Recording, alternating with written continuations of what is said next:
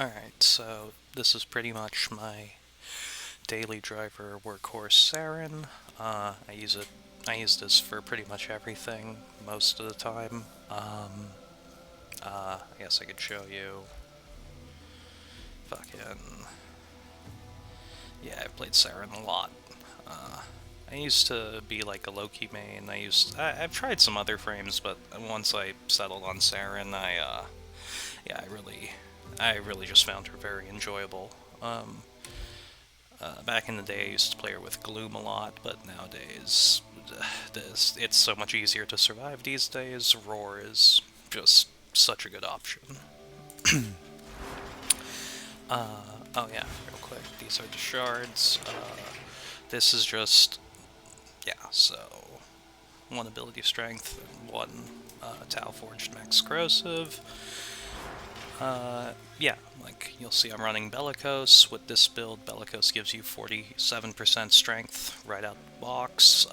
That's 2% better than Molt Vigor, and you don't have to do that annoying rain dance every time to activate it, so this is just comfortable.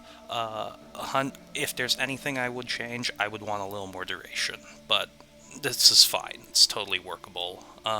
And the combination of Equilibrium, Synth Deconstruct, and a Cold Tazakor on your pet is effectively your Gloom these days. Shield gating from Brief Respite and Augur Reach, and then Molt Augmented is just more strength for all of your damage buffs. Venom Dose, Toxic Lash, and Roar.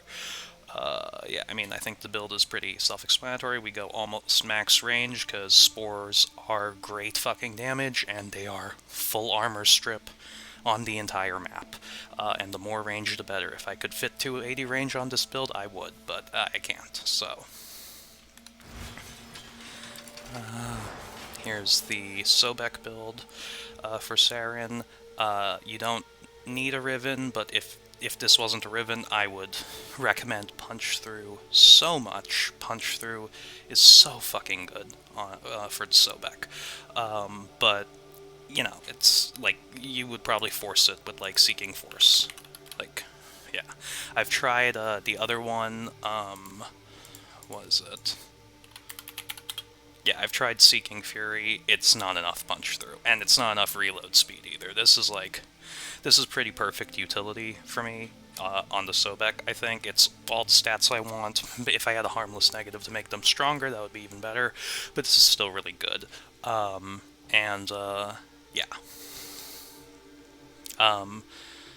Yeah, like, if you were forcing, like, Seeking Force on here, I probably would run Primary Merciless just for the reload speed. I know there are some people who don't mind the 2.1 second base reload. I mind it like hell. 30% reload speed, thereabouts, gets it to a comfortable rate for me. That's much better for me, but that's personal preference. Cyte does not need reload speed or, what else? Oh yeah, or punch through, because he provides infinite punch through pretty much, and reloads for you. So him, I use this. And yeah, these Rivens would be a lot better on the base Sobek, with its basically 5 out of 5 disposition, I think. But this is just really convenient, this gun.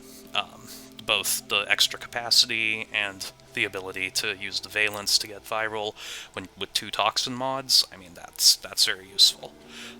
So yeah. Ocucor, very standard build. I don't have a Riven for this. For anybody else, this is Pistol Pestilence, the 60/60, but for Saryn, because of how her Toxic Lash scales, this is just better damage. So if you had a Riven, this would be the Riven slot. You'd want, like, Toxin, multi-shot, crit damage, probably, or a Toxin Cold would be incredible, because then, yeah, you just save a mod slot making Viral, and you save a mod slot making Corrosive Blast if you want to. Yeah.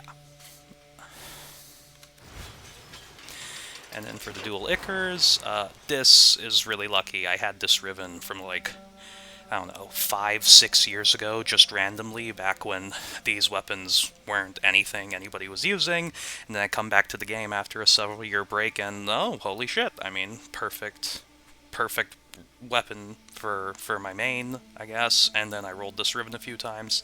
Okay, more than a few times, a lot of times, but it's a good roll. It's a really good roll. Like, one of the main things that you have a ton of difficulty fitting in on Saryn is attack speed, normally, and Magnetic Rush is not enough on its own, in my opinion, and this is just fantastic. This solves the attack speed issue for me. This scales the damage of the clouds with the melee damage, since those do not scale with Condition Overload, and yeah, it saves me a mod slot because it's also a Toxin mod. I mean, it's just fucking great, and Gas Magnetic is great for, like, self-propagating down hallways, especially with Saryn, where she's giving you the Toxin anyway, for, like, all the traits of the weapon.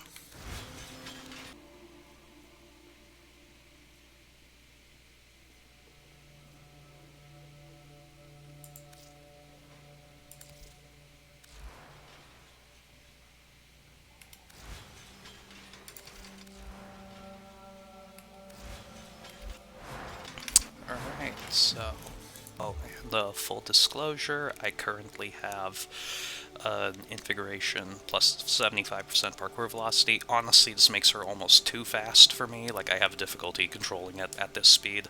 And the 250% secondary damage, it helps with the startup on the Ocucor, like the first kill before any of your buffs are stacked up, or any of your conditional mods are stacked up, but honestly, after that, it doesn't make a difference.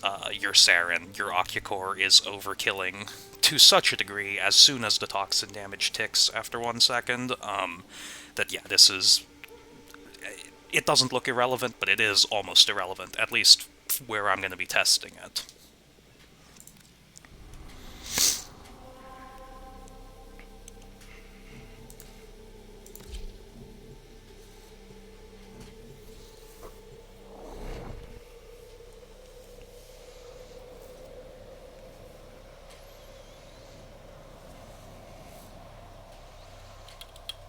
And as tempting as the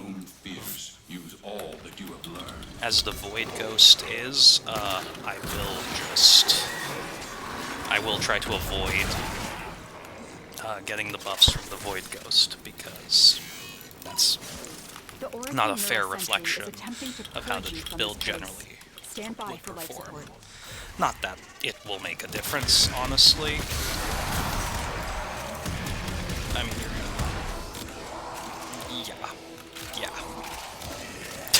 yeah, I mean, I did not shoot. Yeah. So yeah, Saryn Sobek's pretty fucking good. It's better than on anyone else because you can't use Roar on anyone else.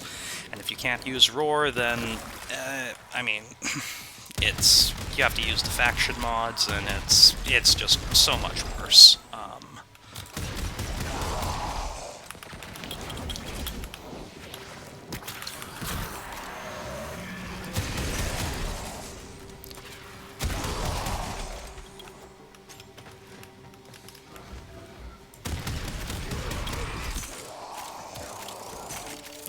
Alright, so now the terrain is getting fucky, so this is actually a good area for the Ocucor. If you have a necromech, you may use it. Yeah, and the parkour velocity is certainly appreciated, but it is also almost too much. This is pretty much 3 parkour shards on Saryn, which is more than she needs.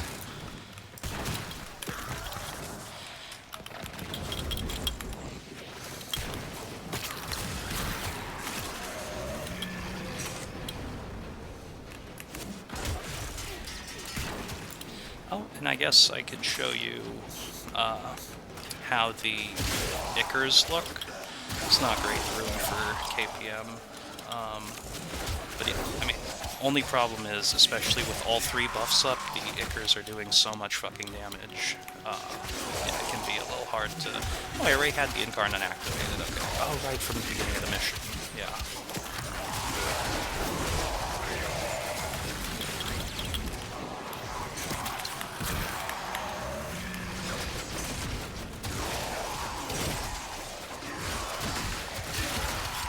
See if I can get it to self-propagate up there.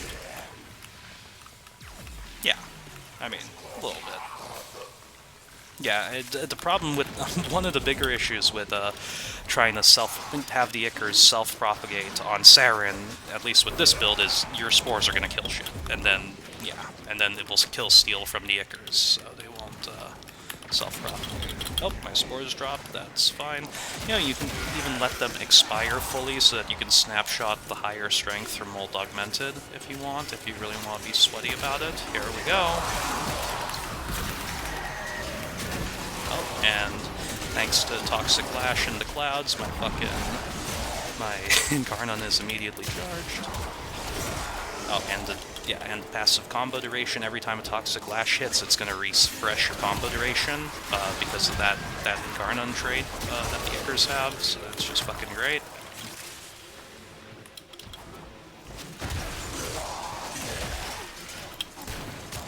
Ocucor is just the no need to aim gun wiped room.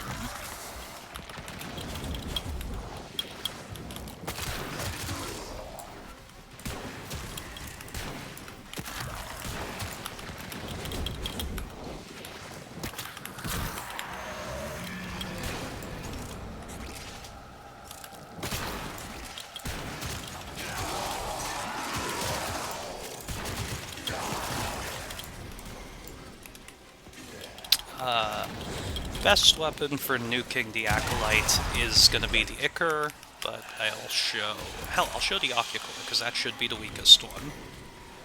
And it ain't that weak, because this is Saryn, and the damage attenuation changes have made everything paper to Saryn.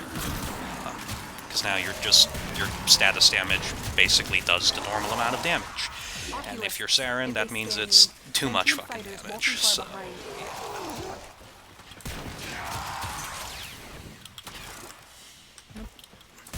I mean, I haven't really been focusing. This build easily, especially if you're just using the Sobek, will pull 200 KPM, or near 200 KPM on this tile set. Like my last one, I did 5 minutes. It was at 920, very, very casually.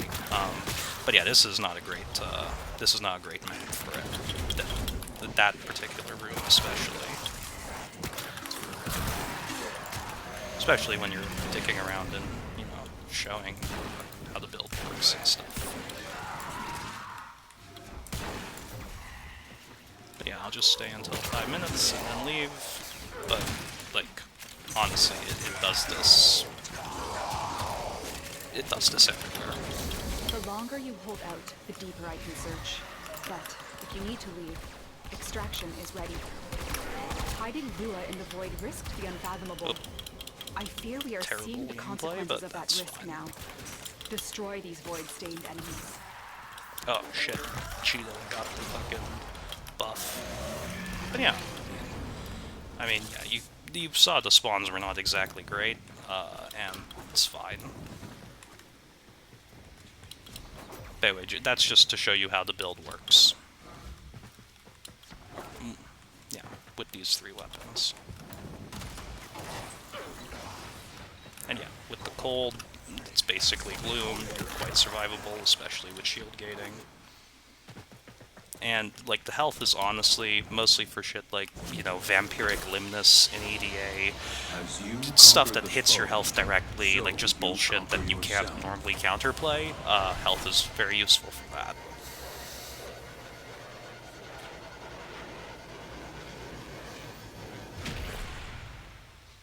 And if you want to optimize this for level cap, probably you drop the health for like blind rage, maybe catalyzing shield. But you don't need catalyzing shields between blind rage and the shield gating you have. But yeah, like that stuff. Or you just use fucking secondary Fortifier on the Ocucor, and you will do more than enough damage for level cap, and you will survive because you'll keep getting intermittent. Well, you'll be wiping the room anyway because it's the Ocucor, but you'll also be getting intermittent overguard gating on top of your shield gating, and that will just be very comfortable. But yeah, so that's my daily driver, Saryn.